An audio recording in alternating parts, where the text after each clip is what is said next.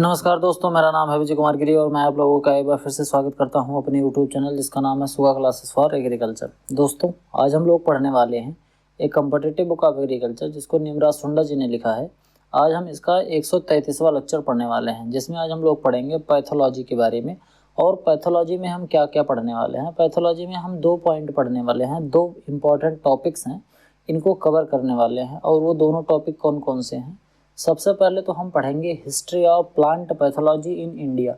जैसे कि इससे पहले वाले लेक्चर में मैंने पढ़ा था history of plant pathology in the world, मतलब पूरी दुनिया में प्लांट पैथोलॉजी किस तरीके से प्रस्फुटित हो रही थी, किस तरीके से प्लांट पैथोलॉजी पर डेवलपमेंट हो रहा था, इसको हमने पढ़ा था।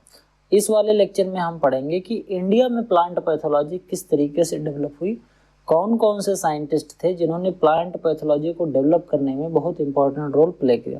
इसके साथ साथ हम जनरल सिम्टम ऑफ डिजीजेस पढ़ेंगे। ये जो टॉपिक मैं पढ़ाने वाला हूँ ये one of the most important topic of pathology है। क्यों? क्योंकि इसको जब आप अच्छे से समझ जाओगे तो आप जितने भी डिजीज के सिम्टम हैं उनको अच्छे से समझ जाओगे। इस वजह से इस लेक्चर को बहुत ही आराम से देखना, बिल्कुल पेशेंटली देखना, बिल्कुल हड़बड़ी भी नहीं देखना, और अच्छे से जो मैं बताते जा रहा हूँ उसको सुनते जाना, नोट्स बनाते जाना, जिससे कि आपको जनरल सिम्टम्स ऑफ डिजीजेस है ये बिल्कुल अच्छे से क्लियर हो जाए। क्योंकि अगर ये क्लियर हो गया तो आप ऐसे समझो कि पैथोलॉजी का लगभग 50% आपने यहीं कवर कर लिया। इससे पहले मैं पढ़ाना शुरू करूं, मैं आप लोगों को बताना चाहता हूं कि अगर आप लोग बीएससी एग्रीकल्चर कर रहे हैं और आप इस समय फर्स्ट सेमेस्टर में हैं तो आप ये जो 8 सब्जेक्ट यहाँ दिखे गए हैं ये आप 8 सब्जेक्ट पढ़ रहे होंगे। अगर आप चाहते हैं कि ये 8 सब्जेक्ट आप बिल्कुल डिटेल में पढ़ने को आपको मिल जाए तो आप मात्र 500 रुपये पे करके, इस QR कोड को स्कैन करके आपको पे करना है। इसको पे करके आप इन 8 सब्जेक्ट के बारे में डिटेल में स्टडी आप कर सकते हैं। इसके करने के लिए आपको 500 रुपये इस QR कोड को स्कैन करके पे करना है और पेमेंट करने के बाद उसका स्क्रीनशॉट हम तक भेजना है। भेजेंगे आप कैसे? स्क्रीनशॉट को भेजने के लिए जब आप हमारे यूट्यूब चैनल के होम पेज पर जाएंगे तो आपको वहाँ पर एक सब्सक्राइब बटन दिखेगा। सब्सक्राइब बटन के जस्ट ऊपर आपको एक लाइन दिखेगी।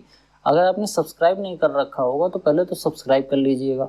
इसके बाद जब ऊपरी वाली लाइन पर जब आप क्लिक करोगे तो ये 3 लिंक खुल के आएंगी पॉपअप की। ये तीनों लिंक जो हैं इसमें से जो सबसे नीचे वाली लिंक है टेलीग्राम की लिंक है। तो अगर आपने टेलीग्राम नहीं बना रखा है तो पहले तो टेलीग्राम अकाउंट बना लीजिए। उसके बाद जब आप इस सबसे नीचे वाले लिंक पर क्लिक करेंगे जिसमें लिखा है सेंड योर पेमेंट स्क्रीनशॉट, जब आप इस पर क्लिक करोगे तो ये आपको रिडायरेक्ट कर देगा टेलीग्राम पर। वहाँ पर आपको पेमेंट जो आपने किया है उसका स्क्रीनशॉट भेजना है और साथ में अपना मोबाइल नंबर भेज देना है, जिस मोबाइल नंबर पर आप चाहते हैं कि आपको कोर्स जो है वो मिल जाए।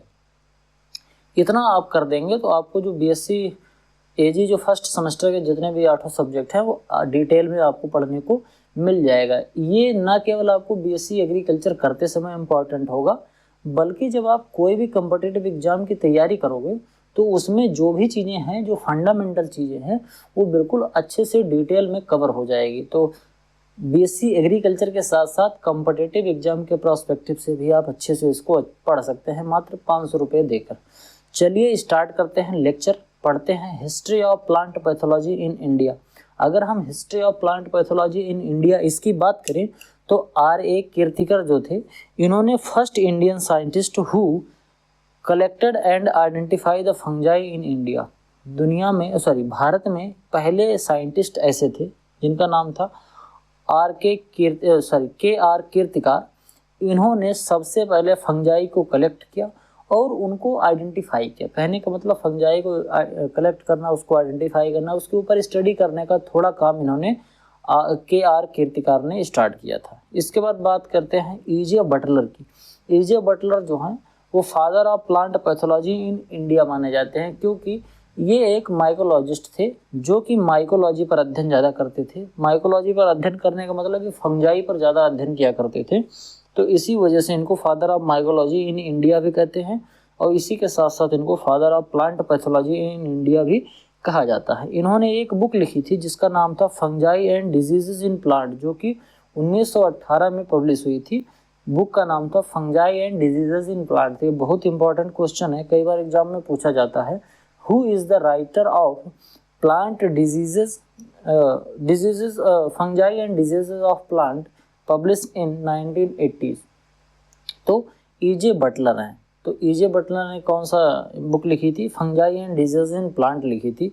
इनको father of plant pathology in India भी माना जाता है और इसके साथ साथ फादर ऑफ माइकोलॉजी भी माना जाता है। माइकोलॉजी ऐसा सब्जेक्ट होता है जिसमें हम फंगस के बारे में अध्ययन करते हैं।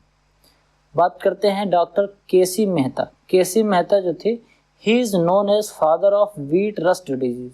व्हीट के अंदर जो रस्ट डिजीज लगता है उसके ये फादर माने जाते हैं, क्योंकि इन्होंने रस्ट की जो एपिडेमोलॉजी थी, जो रस्ट में लगता है, उसका इन्होंने अध्ययन किया था और इसके साथ साथ जो व्हीट का रस्ट होता है इसकी डिजीज साइकिल का अध्ययन किया था।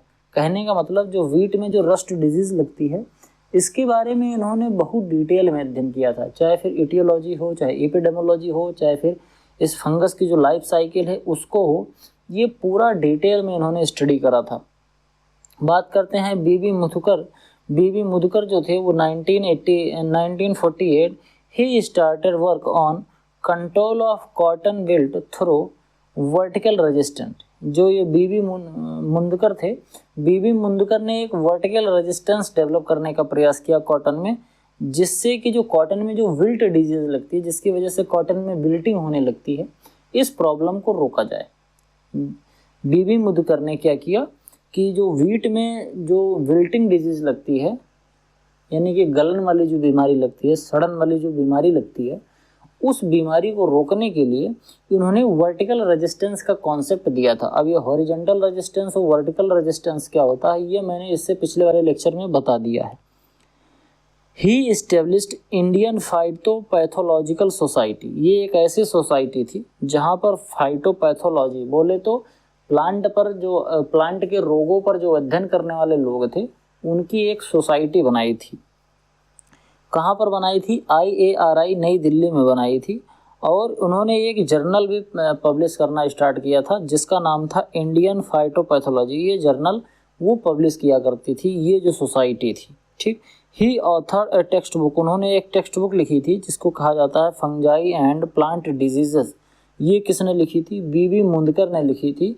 क्या नाम था? Fungi and plant diseases. इस बुक को उन्होंने लिखा था। बात करते हैं classification of plant disease based on occurrence. Occurrence के हिसाब से, कहने का मतलब होने के आधार पर प्लांट में जो लगने वाली डिजीजेज हैं उनका क्लासिफिकेशन। ठीक। जैसे सबसे पहले आता है एंडेमिक डिजीज।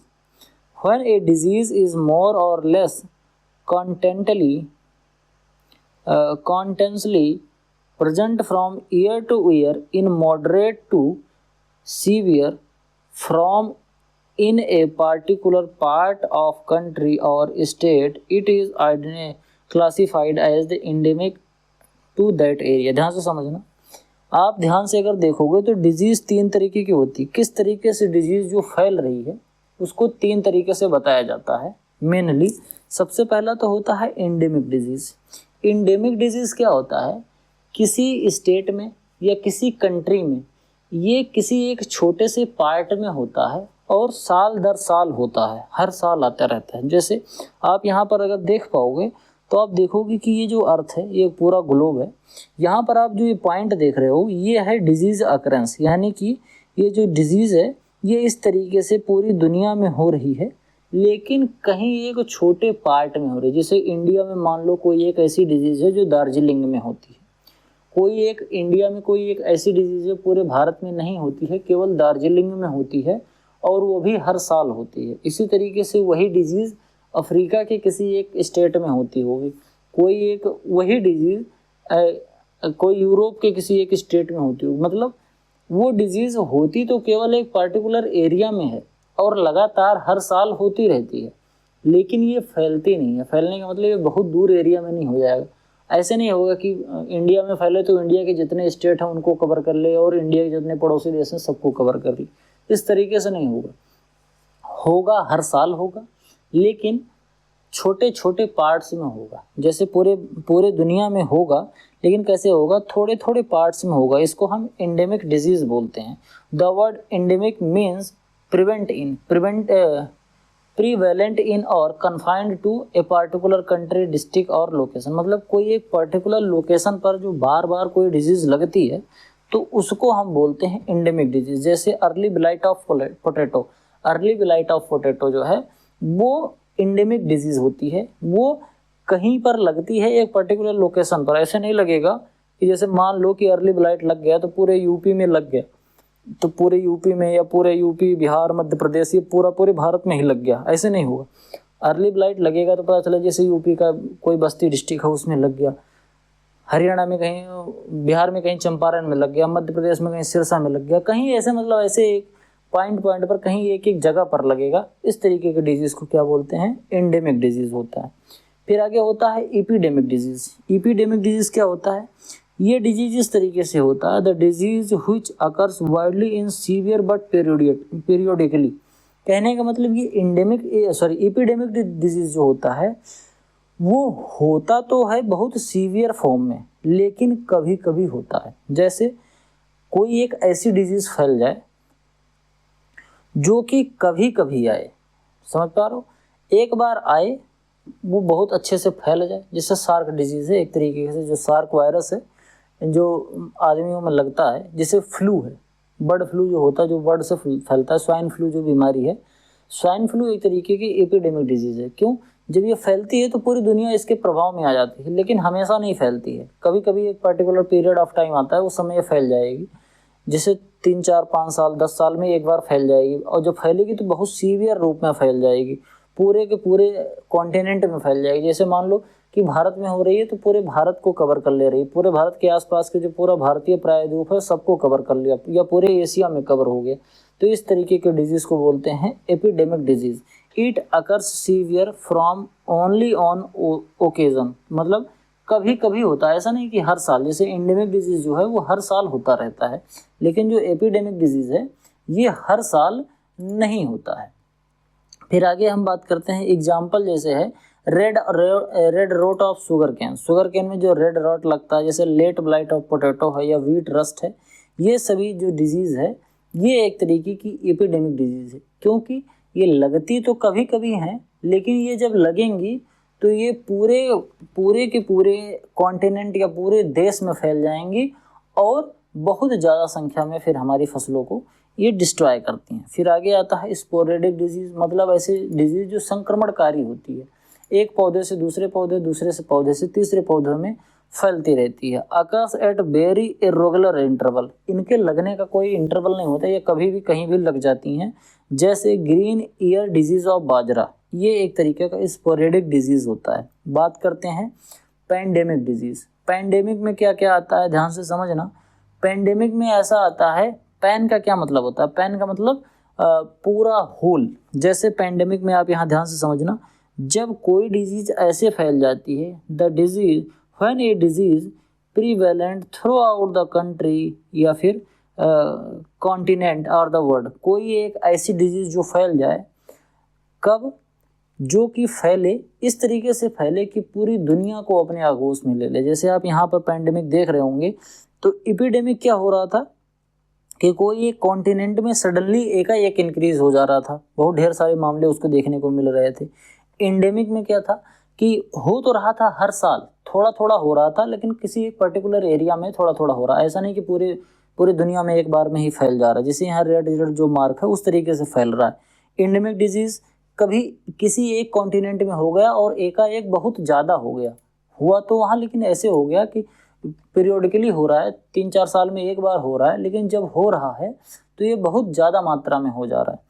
इसके साथ साथ फिर पेंडेमिक की बात करें। पेंडेमिक में क्या होता है, ये जब आता है तो ये पूरी कंट्री, पूरे कॉन्टिनेंट, कभी कभी तो पूरे ग्लोब को, पूरी दुनिया इसके चपेट में आ जाती है। जैसे कोरोना वायरस एक पेंडेमिक था जो कि आया, फैला और सबको परेशान कर गया, तो ये पेंडेमिक डिजीज़ के अंतर्गत आता है। फिर अब हम आगे जो सबसे इम्पॉर्टेंट पार्ट है वो शुरू करने वाले हैं, जिसको कहा जाता है journal symptom of disease. Journal symptom of disease, इसमें क्या होता है, जनरल सिम्टम ऑफ डिजीज में सबसे पहला जो सिम्टम है वो हमारा सिम्टम है डाउनी मिल्ड्यू। डाउनी मिल्ड्यू क्या होता है, इसको अगर हम ध्यान से समझें और पढ़ें तो हमको देखने को मिलेगा, a superficial growth of pathogen in a colony. Pathogen is a cottony और downy layer of leaves surface. ध्यान से समझना, एक बार मैं फिर से पढ़ दे रहा हूँ। A superficial growth of a pathogen is a cottony or downy layer of leaves surface। ध्यान से समझना, डाउनी मिल्ड्यू में क्या होता है कि एक सुपरफिशियल ग्रोथ हो जाती है पैथोजन की। ठीक, पैथोजन क्या होता है, पैथोजन ऐसा ऑर्गेनिज्म होता है जिसकी वजह से डिजीज फैलती है। डाउनी मिल्ड्यू में क्या होता है कि ये जो पत्ती है, पत्ती का जो निचला पार्ट होता है, ये यहाँ पर जो देख रहे हो ये पत्ती का निचला पार्ट है। यहाँ पर क्या हो रहा है कि एक सुपरफिशियल ग्रोथ ऑफ पैथोजन देखने को मिल रहा है। ये जो होता है ये कॉटनी टाइप का होता है या फिर डाउनी लेयर ऑफ लीव्स होता है। ठीक, ध्यान से समझना, कॉटनी लीफ या फिर डाउनी लीफ यानी कि पत्तियों का जो निचला परत होती है वहाँ पर देखने को ये मिलता है। फिर से एक बार मैं बता रहा हूँ, क्या होता है कि पत्तियों को जो निचली परत होती है, मतलब पत्तियों का जो निचला भाग होता है, पत्तियों का निचला भाग का मतलब पत्तियों का ऊपरी भाग जो होता है वो सनलाइट के संपर्क में रहता है। जिस पर धूप पड़ती है वो ऊपरी पार्ट होता है, जिस पर धूप नहीं पड़ता है वो निचला पार्ट होता है। तो डाउनी मिल्ड्यू में क्या होता है कि पत्तियों का जो निचला पार्ट होता है वहाँ पर एक सुपरफिशियल ग्रोथ देखने को मिलती है पैथोजन की, जिसको हम बोलते हैं downy mildew. Superficial growth refers to growth that occur on the surface और is only concerned with outward appearance rather than being deep and substantial। Superficial growth का मतलब ऐसा होता है कि इसमें जो पैथोजन की ग्रोथ होती है ये ऊपर होती है। समझ पा रहे हो, जैसे मान लो कि पत्ती का निचला परत है, तो पत्ती के निचले परत में जो पैथोजन की ग्रोथ होगी वो पत्ती के बिल्कुल ऊपर ही होगी। ऐसा नहीं होगा कि पत्ती के अंदर जो पैथोजन है उसकी ग्रोथ हो जाए, ऊपर ही होगी। और जब इस पर हम हाथ लगाएंगे या इसको अगर झाड़ने का प्रयास करेंगे तो ये फिर वहाँ से हट भी जाएगा। तो इसी को बोलते हैं सुपरफिशियल ग्रोथ, बिल्कुल ऊपर से ग्रोथ होती है इसमें। ठीक, ये किस तरीके की ग्रोथ होती है, ये पत्तियों के लोअर लेवल पर सुपरफिशियल ग्रोथ होती है। एक बार ध्यान से समझना, जब भी कभी डाउनी मिल्ड्यू की बात आ रही होती है तो उसमें एक शब्द जरूर होगा, सुपरफिशियल ग्रोथ, क्योंकि इसमें जो पैथोजन होता है ये पत्तियों के अंदर नहीं जाता है। पत्तियों के जो अंदर वाले पार्ट होते हैं वहाँ पर जाके ये ग्रो नहीं होता है, ये पत्तियों के बिल्कुल ऊपरी पार्ट पर ही ग्रो होता है। वहीं पर ये अपनी जनसंख्या को बढ़ाता है और इसके बाद फिर पत्तियों को नुकसान करता है। तो ये होता है डाउनी मिल्ड्यू का सिम्टम। जब इसकी पत्तियाँ डैमेज होती रहती हैं तो इस तरीके का सिम्टम ये प्रोड्यूस करती हैं। पाउडरी मिल्ड्यू की बात करें तो डस्टी एंड पाउडरी अपीयरेंस, नाम से पता चल रहा है पाउडरी मिल्ड्यू। इसमें क्या होता है, डस्टी बोले तो धूल या फिर पाउडरी बोले तो powder appearance growth of fungus on the upper surface of plants. Powdery mildew में जो प्लांट का अपर सरफेस होता है यानी कि पौधे का जो ऊपरी पार्ट होता है, चाहे वो तना हो, चाहे पौधे की ऊपरी पत्तियां हो, चाहे फिर फ्लावर हो, चाहे फिर वो फ्रूट हो या चाहे पेटियोल्स हो, मतलब कोई भी चीज़ यानी कि पौधे का जो ऊपरी पार्ट होता है वहाँ पर जब एक डस्टी यानी कि धूल नुमा या फिर पाउडर नुमा कोई ग्रोथ फंगस की देखने को मिलती है तो उसको हम बोलते हैं पाउडरी मिल्ड्यू। जैसे आप यहाँ पर देख सकते हैं, ये भिंडी की पत्तियाँ हैं, ये भिंडी की पत्तियाँ नहीं हैं, ये पत्तियाँ किसकी हैं तो याद नहीं आ रहा हमें। तो इस पत्ती पर अगर आप ध्यान से देख पा रहे होंगे तो इस पत्ती पर आपको क्या दिख रहा है, ये सफ़ेद से ऐसा लग रहा है जैसे किसी ने इस पर पाउडर बुरक दिया हो, यानी कि पाउडर इस पर छिड़क दिया है, पाउडर फैला दिया है। तो ये क्या होता है कि ये जो पाउडर फॉर्म में आपको दिख रहा है ये पाउडर नहीं है, ये फंगस है। ये फंगस इसके ऊपर फैल गया है, पूरा इसके जो माइसीलियम है फंगस के, ये पूरा इसके ऊपर फैल गए हैं, वो सफ़ेद सा अपीयरेंस दिखा रहे हैं। तो ये जो चाहे डस्टी या पाउडरी अपीयरेंस जो होता है ये फंगस का ग्रोथ होता है पत्ती की ऊपरी सरफेस पर, इसी को हम बोलते हैं पाउडरी मिल्ड्यू। रस्ट की बात करें, रस्ट का क्या मतलब होता है, जंग लगना। Rusty appearance and appear as relatively small pustule of spores. ये क्या होता है कि रस्ट का मतलब होता है, रस्टी अपीयरेंस मतलब ऐसे लगेगा जैसे लोहे में जंग लगता है, उस तरीके का अपीयरेंस इसमें देखने को मिलेगा। ऐसे लगेगा जैसे पत्तियों में जंग लग गया है। और ये जो जंग होता है ये कैसा होता है, रिलेटिवली स्मॉल पस्चूल्स में होता है। जैसे अगर आप इसमें ध्यान से देखो तो इसमें स्मॉल पस्चूल्स नहीं है, इस टाइप का नहीं है, इसमें एक साथ ऐसे फैला हुआ है। लेकिन इसमें अगर आप देखोगे तो इसमें देखो आप छोटे छोटे से डॉट्स के तरीके से इसमें जो फंगस है उनकी ग्रोथ आपको देखने को मिल रही है। तो स्मॉल पस्चूल्स में होते हैं। अब ये कितना स्मॉल होगा, जैसे इस पत्ती में देखो थोड़ा स्मॉल स्मॉल है, इसमें अगर आप देखोगे तो थोड़े से और बड़े बड़े हैं। ये ऐसे जंग लगता है, स्मॉल पस्चूल्स में लगता है। अब स्मॉलनेस इसकी प्लांट टू प्लांट और डिजीज़ के अकरेंस के हिसाब से कम ज़्यादा हो सकता है। जैसे इसमें जो पस्चूल्स हैं छोटे छोटे हैं, जबकि इस वाले पौधे में जो आप पस्चूल्स देख रहे हो थोड़े से बड़े बड़े हैं। तो ये रस्टी अपीयरेंस हो जाता है फंगस का, जिसको हम बोलते हैं रस्ट। अब ये जो रस्ट होते हैं ये दो तरीके के होते हैं। एक तो होता है आटोसायस और दूसरा होता है हेट्रोसियस। क्या, एक तो होता है आटोसियस और दूसरा होता है एट्रोसियस। तो आटोसियस जो रस्ट होता है ये अपनी जो पूरी लाइफ साइकिल है वो केवल एक होस्ट पर कंप्लीट करता है। यानी कि अगर किसी एक पौधे पर लग गया तो वो जो फंगस है वो अपनी पूरी लाइफ साइकिल उसी होस्ट पर बिताएगा, किसी दूसरे पौधे पर नहीं जाएगा। जैसे लिनसीड का जो रस्ट होता है, जैसे लिनसीड में जो रस्ट लगता है वो आटोसियस होता है। और जबकि हेट्रोसियस जो होता है the rust which required alternate host और complete their life cycle more than one host. एक होस्ट से ज़्यादा जब होस्ट की ज़रूरत पड़ती है अपनी पूरी लाइफ साइकिल को कंप्लीट करने के लिए तो उसको हम बोलते हैं हेट्रोसियस। जैसे वीट का रस्ट है, जो वीट में रस्ट लगता है उसका जो फंगस है वो क्या करता है, वो डिफरेंट होस्ट को खोजता है अपनी लाइफ साइकिल को कंप्लीट करने के लिए। तो रस्ट का क्या मतलब होता है, जब एक रस्टी अपीयरेंस पत्तियों पर दिखने लगती है जो कि स्मॉल पस्चूल्स में होते हैं। जब आप रस्ट पढ़ोगे तो उसमें स्मॉल पस्चूल जो शब्द है ये जरूर देखने को मिलेगा। तो स्मॉल पस्चूल्स में होते हैं इसके स्पोर्स, जो रस्ट के स्पोर्स जो दिख रहे होते हैं ये स्मॉल पस्चूल्स में होते हैं। इसी को हम क्या बोलते हैं, रस्ट बोलते हैं। Anthracnose ulcer like listen on symptom of stem ulcer like lesion on stem and pods। Ulcer का क्या मतलब होता है, अल्सर का जो मतलब होता है वो होता है, जैसे अल्सर का मतलब होता है छाला पड़ना, जैसे मुंह में छाले पड़ते हैं इस तरीके से जब पत्तियों में और पॉड्स में जब छाले पड़ने लगते हैं तो उसी को हम बोलते हैं एंथ्रेक्नोज। अल्सर लाइक जब लेसन देखने को मिलता है, लेसन का मतलब होता है कोई एबनॉर्मल एक्टिविटी। जब कोई टिश्यू एबनॉर्मल हो जाता है उसको हम लेसन बोलते हैं। ये ज़्यादातर डिजीज़ की वजह से होता है। जब किसी डिजीज़ या किसी रोग की वजह से किसी भी टिश्यूज़ में थोड़ी सी एबनॉर्मेलिटी आ जाती है तो उसको हम लेसन कहने लगते हैं। लेसन मतलब एक ब्रॉड टर्म होता है जो कि मेडिकल साइंस में यूज किया जाता है।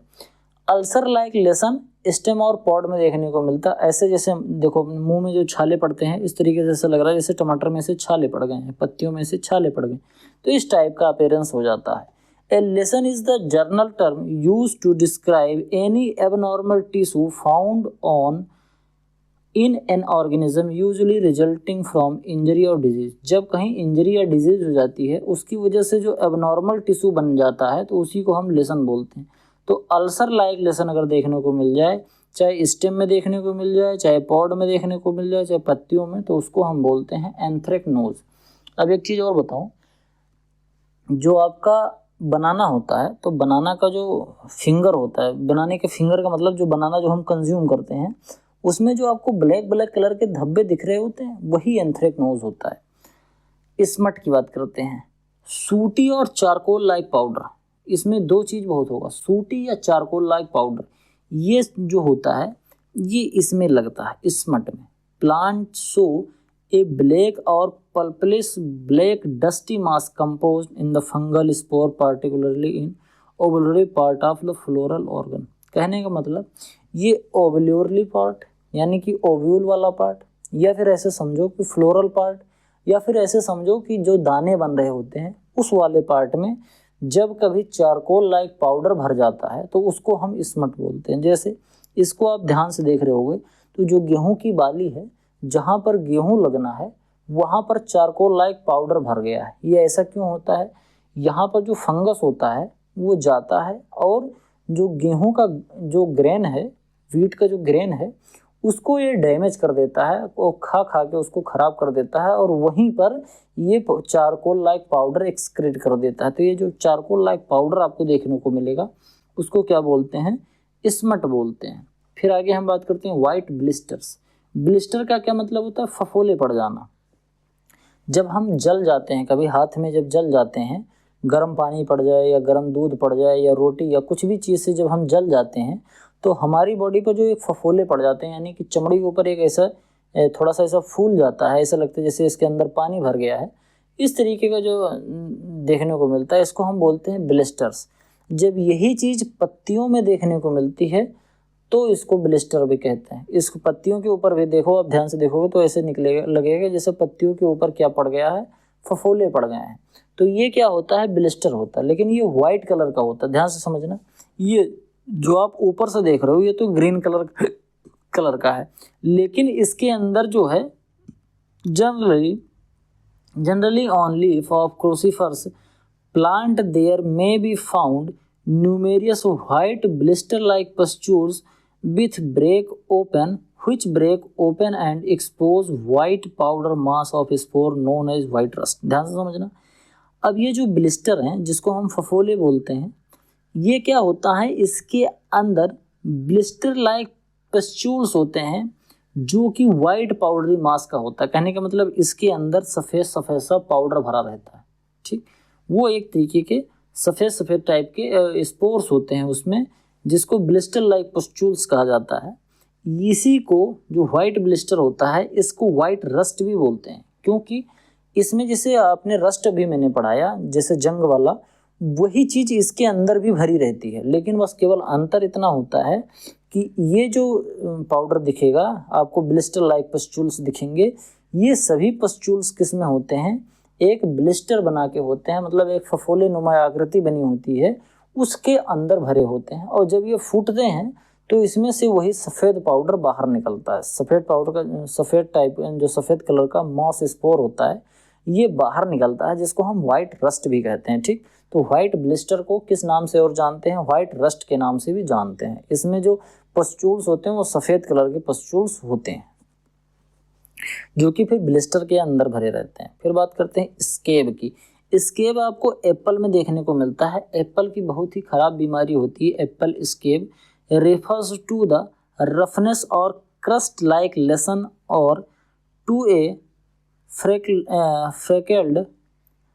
फ्रिकेल्ड appearance of the diseased organ. कहने का मतलब जब कोई डिजीज्ड ऑर्गन हो जाता है जिसमें स्केब डिजीज लग जाती है तो उसकी जो सरफेस होती है उसकी सरफेस में रफनेस आ जाती है, क्रस्ट लाइक हो जाता है लेसन। कहने का मतलब आप ध्यान से अगर देख पा रहे होगे तो आपको ये जो इसकी सरफेस है जहाँ पर डिजीज़ लग गई है वहाँ की सरफेस रफनेस हो गई है, यानी कि उसकी सरफेस वहाँ की कैसी हो गई है, खुरदरी हो गई है वहाँ की सरफेस। जैसे आप यहाँ पर अच्छे से अगर देख पा रहे होंगे तो जहाँ पर डिजीज़ नहीं लगा है वहाँ की सरफेस तो बड़ी स्मूथ सी है, जब इस पर आप हाथ लगाओगे तो ये बहुत स्मूथ सी रहेगी। लेकिन यहाँ पर ऐसे लगेगा जैसे आपको जैसे जब चोट लग जाती है तो चोट लगने के बाद एक पपड़ी पड़ जाती है ना, काली काली सी, जहाँ खून निकलता है। फिर जब वो खून सूख जाता है तो एक पपड़ी पड़ जाती है, रक्त का थक्का बन जाता है। तो थोड़ा सा वो कैसा हो जाता है वहाँ पर, ऐसे थोड़ा सा दरबर टाइप का, खुरदुरा टाइप का स्किन हो जाती है। जैसे आप कभी इमेजिन करो कि हाथ में चोट लगी है तो जहाँ पर वो काली सी पपड़ी पड़ जाएगी वो थोड़ा सा खुरदुरा रहता है, उसी टाइप का ये खुरदुरापन रफनेस होती है स्केब डिजीज़ में। जहाँ पर ये अफेक्टेड पार्ट होता है वहाँ पर एक क्रस्ट लाइक लेसन या फिर रफनेस स्किन पे देखने को मिलती है, जिसको हम बोलते हैं स्केब डिजीज़। ये सबसे ज़्यादा आपको देखने को मिलती है रोजेसी फैमिली में, एप्पल पियर पीच में देखने को मिलती है, जिसमें सबसे ज़्यादा एप्पल और पियर में देखती है। बात करते हैं स्क्लेरोसिया की। एक compact often hard mass of dormant fungi mycelium. इसमें ध्यान से समझना, जो स्क्लेरोसिया होता है एक तरीके का कॉम्पैक्ट होता है माइसीलियम, एक कॉम्पैक्ट माइसीलियम होता है।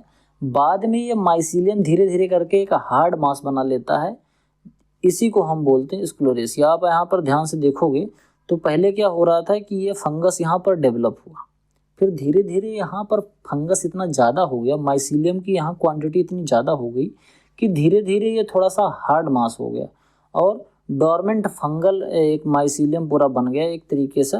इसको बोलते हैं स्क्लेरोसिया। माइसीलियम इज द वेजिटेटिव, अगर हम माइसीलियम की बात करें तो माइसीलियम क्या होता है, ये एक वेजिटेटिव पार्ट होता है फंगस का, consisting of a network of fine white filament like hyphae, ढेर सारे हाइफी को मिलाकर बना होता है जिसको हम फिर बोलते हैं माइसीलियम। इस तरीके का एक स्ट्रक्चर बना होता है, ढेर सारा ऐसे ऐसे फिलामेंट लाइक स्ट्रक्चर बना होता है इसी को। और फिर जब ये ढेर सारे फंगस के ढेर सारे फिलामेंट बन जाते हैं तो इन्हीं सब को एक साथ मिला के बोलते हैं हम माइसीलियम। ठीक, जैसे अगर आप ध्यान से देखोगे तो मशरूम में जो आपको एक छत्ता निकला हुआ दिखता है, इस तरीके का एक छाता निकला हुआ दिखता है, तो ये जो होता है एक तरीके का ऐसा समझो एक हाइफा ही होता है। ठीक, सॉरी हाइफी होती है। ठीक, हाइफी जो होता है वो सिंगुलर फॉर्म होता है, हाइफा प्लूरल फॉर्म होता है, फिलामेंट लाइक स्ट्रक्चर होता है। यही को जब ढेर सारे हो जाते हैं तो इसको हम क्या बोलते हैं, माइसीलियम बोलते हैं। It is critical for nutrient absorption and play a essential role in decomposing organic material and recycling nutrient in ecosystem. ये जो स्क्लेरोसिया बनता है ये बहुत इम्पॉर्टेंट होता है प्लांट को डिकम्पोज करने में, प्लांट को सड़ाने में, कि जिससे उसके अंदर के जो मिनरल्स हैं और जो उसके अंदर के न्यूट्रिएंट हैं उनकी रिसाइकलिंग हो सके। तो ये सब कैसे हो पाएगा, इसेंशियल न्यूट्रिएंट की जो रिसाइकलिंग है इकोसिस्टम में अच्छे से हो पाए, इसके लिए स्क्लेरोसिया के जो ये माइसीलियम होते हैं ये काफ़ी ज़्यादा इंपॉर्टेंट रोल प्ले कराते हैं। कहने का मतलब ये है कि ये फंगस जब लग जाता है तो पौधे जल्दी से सड़ जाते हैं। बात करते हैं phyllody. It is a serious problem of sesamum. Sesamum में इस तरीके का आपको देखने को मिलेगा फ्लॉइडी। इसमें transformation of floral part in green leafy structure. इसमें जो फ्लोरल पार्ट होता है जहाँ पर फ्लावर निकलना था, इन्फ्लोरेसेंस निकलना था, फल लगना था, पॉड बनना था, सीड बनना था, उस जगह पर ऐसे छोटे छोटी पत्तियाँ देखने को मिल जाती हैं इस तरीके से। जैसे आप कभी ध्यान से देखोगे तो मैंगो में जिस तरीके का मॉल फॉर्मेशन हो जाता है लगभग उसी तरीके का इसमें स्ट्रक्चर आपको देखने को मिलता है। तो इसमें जो फ्लोरल पार्ट होता है वो ऐसे कन्वर्ट हो जाता है, पत्तियों के नुमा कन्वर्ट हो जाएगा। जैसे यहाँ पर जहाँ फ्लावर निकलना था वहाँ अगर आप ध्यान से देख पा रहे होंगे तो आपको यहाँ दिख रहा होगा कि यहाँ पर ढेर सारी पत्तियाँ निकल चुकी हैं, बहुत छोटी छोटी। तो यहाँ पर ये जो सिसम प्लांट होता है, सिसम में ज़्यादातर आपको ये देखने को मिलता है, बहुत ज़्यादा दिक्कत करता है सिसम। इसमें सिसम बोले तो तिल जो होता है ये देखने को मिलेगा, तो इसमें तिल नहीं लगेगा, फिर ऐसे पत्तियां ही लग जाती हैं। तो अल्टीमेटली हमारा जो प्रोडक्शन है वो बहुत घट जाता है।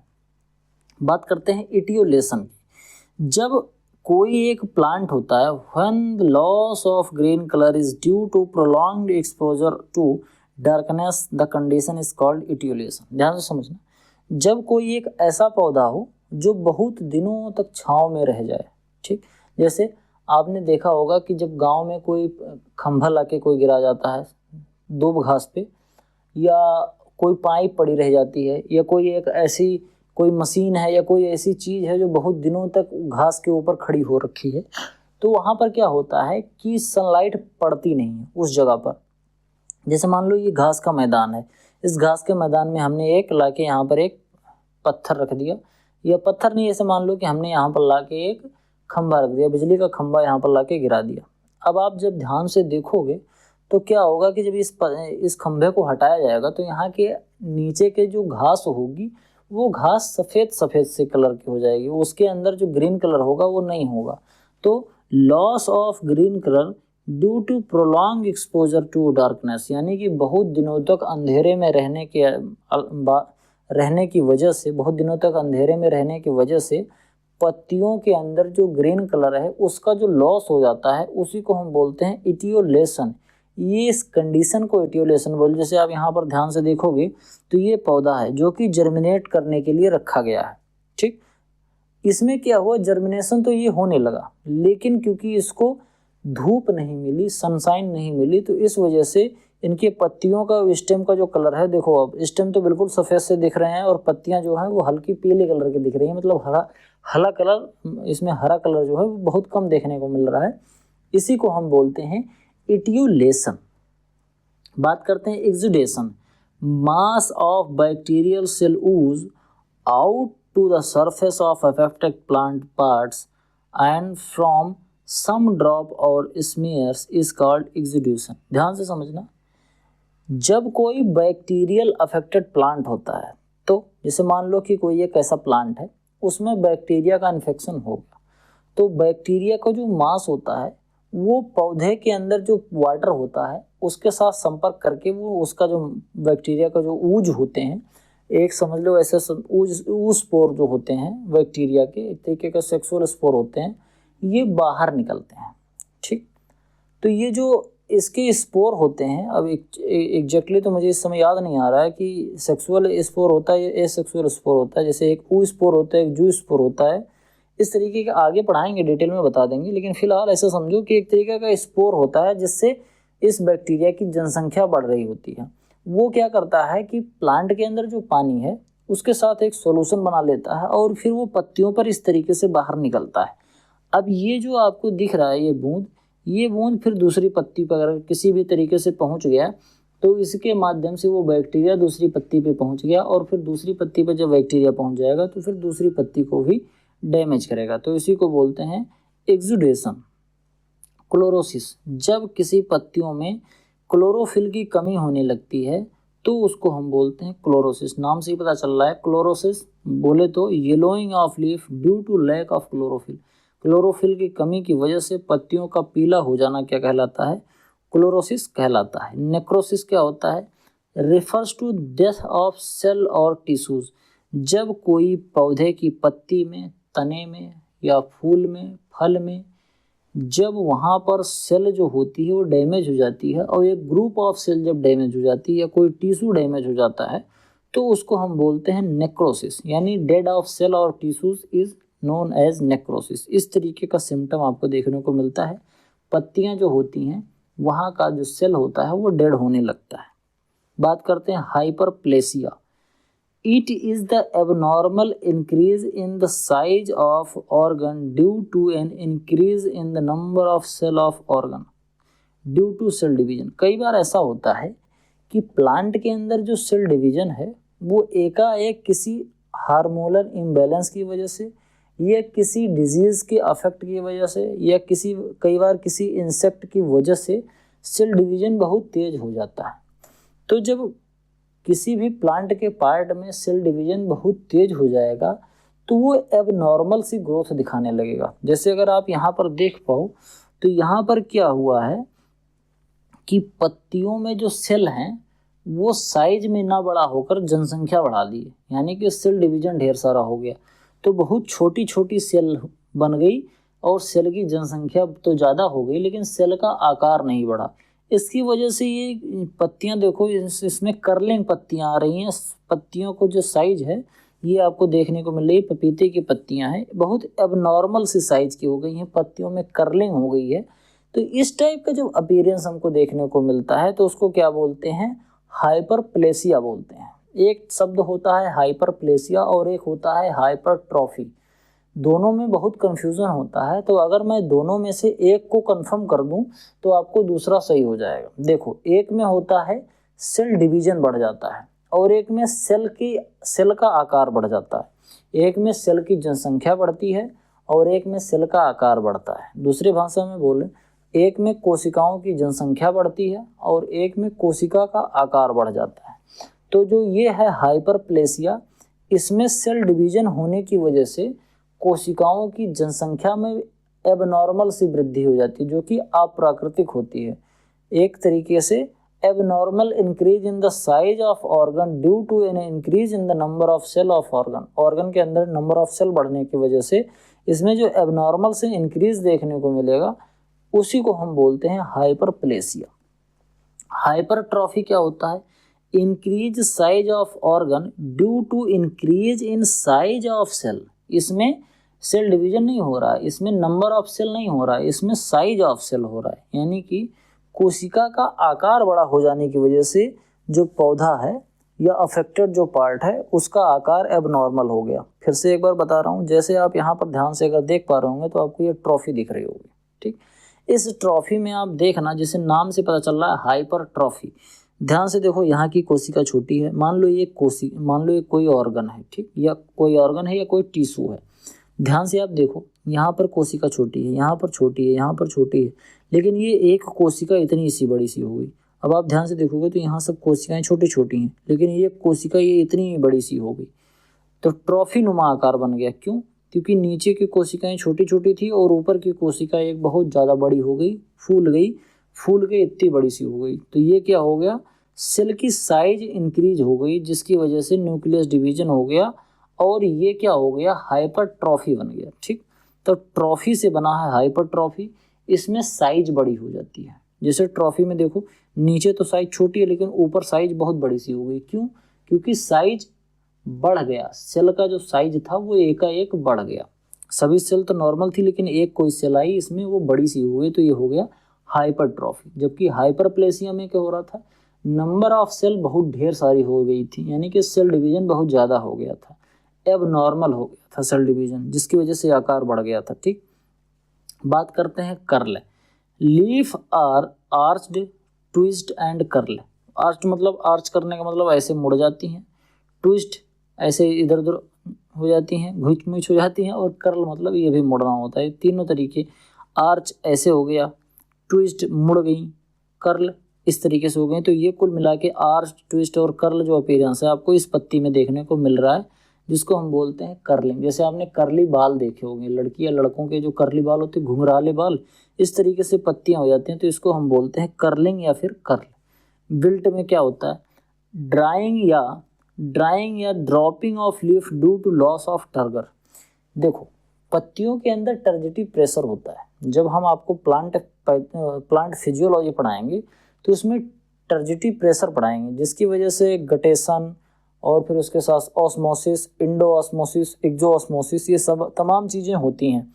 तो जो पौधे में ये एक्सो ऑस्मोसिस, इंडो ऑस्मोसिस जो होती हैं, या असेंट ऑफ सेप जो होता है, पौधे के अंदर पानी जाना, वाष्पोत्सर्जन, ये सभी टर्जिडिटी प्रेशर पर डिपेंड करती हैं।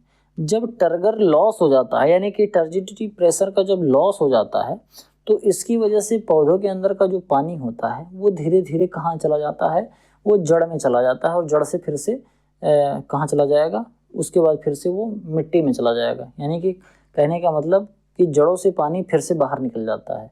पौधों से पानी जब पूरा बाहर निकलने लगता है तो इसकी वजह से ड्राइंग या फिर डैम्पिंग ऑफ देखने को मिलता है, वो उसी को हम बोलते हैं विल्ट। अब ये टर्जिडिटी जो प्रेशर होता है, इसके लॉस का क्या कारण होता है, जो टर्गर जो होता है इसके लॉस का कई कारण होता है। कई बार फंगस होते हैं, बैक्टीरियाज का कुछ ऐसा काम कर देते हैं पौधे के अंदर, जिससे टर्गर प्रेशर लॉस हो जाता है। कई बार ऐसा होता है कि हमने अपने खेत में कोई ऐसी दवा डाल दी, या कई बार ऐसा होता है कि हमने फर्टिलाइज़र का डोज बहुत ज़्यादा दे दिया, तो इसकी वजह से जो टर्गर प्रेशर है ये लॉस हो जाता है। अब चाहे पौधे का टर्गर प्रेशर लॉस हो जाए या कम हो जाए, या मिट्टी का टर्गर प्रेशर ज़्यादा हो जाए, अगर मिट्टी का टर्गर प्रेशर ज़्यादा हो जाएगा तो ये मिट्टी के अंदर, अगर मिट्टी का टर्गर प्रेशर ज़्यादा हो गया तो मिट्टी क्या करेगी कि पौधे के अंदर जो पानी है उसको खींच लेगी टर्गर प्रेशर मेंटेन करने के लिए, तो पौधा सूखने लगेगा। इसीलिए आप देखते होंगे कि जब यूरिया का छिड़काव कर रहे होते हैं अपने खेतों में, अगर कहीं यूरिया किसी पौधे पर ज़्यादा गिर गया तो आपको देखने को मिलेगा कि वो पौधा सूख रहा है। वो पौधा इस वजह से सूखता है क्योंकि जहाँ पर यूरिया ज़्यादा गिर गया वहाँ टर्गर प्रेशर जो था मिट्टी का वो बहुत ज़्यादा हो गया। ठीक, और पत्ती के अंदर जो टर्गर प्रेशर है वो मिट्टी की अपेक्षा कम हो गया, तो पत्तियों में कम हो गया और मिट्टी में ज़्यादा हो गया, तो पानी क्या होगा, पौधे से निकल के मिट्टी में जाने लगेगा वापस। तो इस वजह से पत्तियां जो है वो झुलसने लगती हैं, मूल झुलाने लगती हैं। ठीक, तो इसको बोलते हैं ड्राइंग या फिर डैम्पिंग ऑफ लीफ, यानी कि डैम्पिंग ऑफ लीफ। फिर पत्तियां क्या होती हैं, ऐसे नीचे से लटक जाती हैं सूख के, इसी को बोलते हैं बिल्टिंग। फिर आगे आता है डैम्पिंग ऑफ। इसमें ये ज़्यादातर नर्सरी में लगने वाली बीमारी है, ये सबसे प्रोमिनेंट बीमारी होती है जो कि पौधे की नर्सरी टाइम में लगता है, यानी कि जब हम नर्सरी ग्रो करते हैं उसमें सबसे ज़्यादा लगने वाली बीमारी होती है डैम्पिंग ऑफ। इसमें क्या होता है कि जो इसमें जर्मिनेट्स होते हैं, जो प्रोपोग्यूल्स होते हैं, जो छोटे छोटे पौधे जर्मिनेट होते हैं, इसका जो जड़ होता है, यानी कि जड़ से जस्ट ऊपर, यानी जमीन, जैसे मान लो ये ज़मीन है, यहाँ नीचे जड़ है और ये स्टेम है, यहाँ फिर ऊपर पत्तियाँ होती हैं, तो जब ऐसे निकलेगा तो इसके ज़मीन से सटा हुआ, यहाँ जो ज़मीन के बिल्कुल पास जो स्टेम है, मेन स्टेम, वहाँ पर क्या होगा, वो सूख जाएगा, वहाँ पर बिल्टिंग हो जाएगी और इसकी वजह से ये जो पौधा है पूरा गिर जाएगा। अगर आप यहाँ पर ध्यान से देख पा रहे होंगे तो आप यहाँ पर ध्यान से देखिए कि यहाँ जो पौधा है, यहाँ देखिए सूख गया है बिल्कुल जड़ के पास, यहाँ जड़ के पास बिल्कुल सूख गया है। तो ये इसको कॉलर रॉट भी बोलते हैं। तो इसमें क्या होता है कि बिल्कुल जड़ के पास से ये बिल्कुल स्टेम अफेक्ट हो गया है। सॉयल सीडलिंग स्टेज में ज़्यादा होता है, पाइथेम स्पीसीज की वजह से होता है। एक फंगस होता है जिसको पाइथेम स्पीसीज बोलते हैं, इसकी वजह से होता है। एक फंगल डिजीज होती है जिसको हम डैम्पिंग ऑफ बोलते हैं। इसमें क्या होता है, कॉलर रॉट भी इसको कहते हैं। इसमें मिट्टी से जस्ट ऊपर जो मेन स्टेम होता है, जो हमारे सीडलिंग होती है, उसका जो मेन स्टेम होता है वो सूख जाती है वहीं से। इस वजह से पत्तियां जो पौधा जो है वो गिर जाता है, इसी को बोलते हैं डैम्पिंग ऑफ। फिर बात करते हैं ब्लाइट की। ब्लाइट में क्या होता है, बर्न लाइक अपीयरेंस हो जाता है प्लांट्स के पार्ट में, चाहे आपको पत्तियों में या फिर तने में या फिर फ्लावर में, फूल में, कहीं भी आपको देखने को मिल सकता है। जो फ्लोरल पार्ट होता है यानी कि जो वेजिटेटिव ऊपर का पार्ट होता है, वहाँ पर आपको ब्लाइट देखने को मिल सकता है। बर्न लाइक अपीयरेंस का कैसे मतलब होता है, अगर आप लोग गांव से होंगे तो आप लोगों ने एक चीज़ देखा होगा, जब आप झाड़ियों को जलाते हैं, जैसे खेत में कभी ढेर सारा घास वास निकल गया, झाड़ियाँ हो गई या घर के आसपास झाड़ियाँ हो गई, तो आप उसमें क्या करते हो, आग लगाते हो। उसको जब जलाते हो तो आपने देखा होगा कि जो सूखी पत्तियाँ हैं या सूखे जो पौधे हैं वो तो जल जाते हैं, जो हरे पौधे होते हैं वो जलते नहीं हैं। जब आप उसको जला दोगे तो आप देखोगे कि हरे पौधे तो नहीं जले हैं, लेकिन जो सूखे पौधे हैं वो सब जल गए हैं। इस तरीके से पूरा साफ हो गया। इसके बाद जब ये जलाने का 10-12 दिन बाद आप देखोगे तो जो हरे पौधे थे जो जले नहीं थे, 10-12 दिन के बाद वहाँ उसकी जो पत्तियाँ होती हैं, हरे पौधों की जो पत्तियाँ होती हैं वो सूख जाती हैं, वो बड़ी कड़ी कड़ी सी हो जाती है, बहुत टाइट सी पत्तियाँ हो जाती हैं, सूख जाती हैं। उस टाइप का जो अपीयरेंस होता है उसी को बोलते हैं बर्न लाइक अपीयरेंस। इसमें पत्तियां सूखती हैं, सूख के कड़ी कड़ी हो जाती हैं, टाइट हो जाती हैं पत्तियां, और जब इनको अगर दबाओगे तो फिर वो जैसे पापड़ होती है उस तरीके से टूट जाती हैं। तो इसी को बोलते हैं ब्लाइट। ये कई बार डिजीज से होता है। तो जब ये डिजीज से हो जाता है तो इसमें क्या होता है कि पत्तियां सूख जाती हैं और सूख के बहुत टाइट सी हो जाती हैं। इनको अगर आप अभी यहाँ पर अभी जैसे हाथ लगाओगे यहाँ पर, तो ये क्या होगा, जैसे पापड़ टूटती है उस तरीके से ये टूट जाएगी। तो इसी को बोलते हैं ब्लाइट। बात करते हैं कैंकर की। Dead area in the bark और cortex of stem of woody plants. चाहे कोई वुडी प्लांट का कॉर्टेक्स हो यानी कि ऊपर का पार्ट हो, जैसे स्टेम का जो सबसे ऊपरी पार्ट होता है जिसको जहाँ पर छिलका होता है उसको कॉर्टेक्स कहते हैं। तो वो जो कॉर्टेक्स होता है वो, चाहे फिर कोई बार्क वाला एरिया हो, छिलके वाला एरिया हो, जैसे ही आप स्टेम यहाँ पर देख रहे होंगे सिट्रस, इसमें जो सबसे ऊपर जो सिट्रस का जो छिलका है इसके ऊपर डेड एरिया आपको देखने को मिल रहा होगा। ये डेड एरिया इस तरीके का देखने को मिलता है, इसी को हम बोलते हैं कैंकर, सिट्रस कैंकर। ये जो है ये बहुत ही डेंजरस बीमारी होती है सिट्रस में, जिसकी वजह से सिट्रस का जो मार्केट वैल्यू है ये बहुत ज़्यादा घट जाती है। बात करते हैं डाई बैक। डाई का मतलब होता है मरना, बैक का मतलब पीछे। इसमें क्या होता है कि पौधा एक पूरा एक पौधा है, उसमें सबसे पहले क्या होगा कि नई जो पत्तियां निकल रही हैं, नए जो फल फूल निकल रहे हैं, पहले वो सूखना शुरू करेंगे, फिर उसके बाद पुरानी पत्तियां सूखेंगी, फिर उसके बाद नए जो कुछ ब्रांचें हैं वो सूखेंगी। यानी कि पौधा ऊपर से नीचे की तरफ सूखना शुरू करता है, जिससे सबसे पहले यहाँ ऊपर की नई पत्तियां जो हैं वो सूखेंगी, फिर नई जो उसके बाद जो पुरानी पत्तियां हैं वो सूखेंगी, फिर उसके बाद जो पुराने ब्रांचेज है वो सूखेगी, फिर मेन ब्रांच सूखेगी, फिर उसके बाद ऐसे ऊपर से नीचे तक धीरे धीरे सूखते हुई चली जाएगी। तो ड्राइंग ऑफ ट्विंग्स और branches of plant from the top backward, ऊपर से लेके नीचे से पत्तियां जब सूखना शुरू करती हैं, पौधा सूखना शुरू करता है, सबसे पहले सबसे ऊपरी पार्ट सूखेगा, फिर धीरे धीरे धीरे धीरे टर्मिनल, सबसे पहले क्या होगा, सबसे ऊपरी पार्ट सूखेगा यानी कि टर्मिनल पार्ट सूखेगा, फिर टर्मिनल पार्ट सूखेगा, उसके बाद धीरे धीरे धीरे धीरे नीचे के पार्ट सूखते हुए आएंगे, और फिर बाद में मेन जो स्टेम होगा वो सूख जाएगा, ट्रंक सूख जाएगा, उसके बाद फिर जड़ तक ये पहुंच जाएगा, तो पूरा पौधा हमारा सूख जाएगा। इसी को हम बोलते हैं डाई बैक। तो आज के लेक्चर में इतना ही। आई होप आपको वीडियो पसंद आया होगा। अगर आप सिलेबस लेना चाहते हैं, बीएससी फर्स्ट ईयर में है, फर्स्ट सेमेस्टर का पढ़ रहे हैं, तो आप खरीद सकते हैं। आपको वीडियो कैसा लगा, वीडियो पसंद आया हो तो वीडियो को लाइक करें, आपके जो सुझाव हैं कमेंट बॉक्स में ज़रूर लिखें। चैनल पर पहली बार आए हैं तो चैनल को सब्सक्राइब करें। मिलते हैं किसी दूसरी वीडियो में, तब तक के लिए इजाज़त दीजिए। धन्यवाद।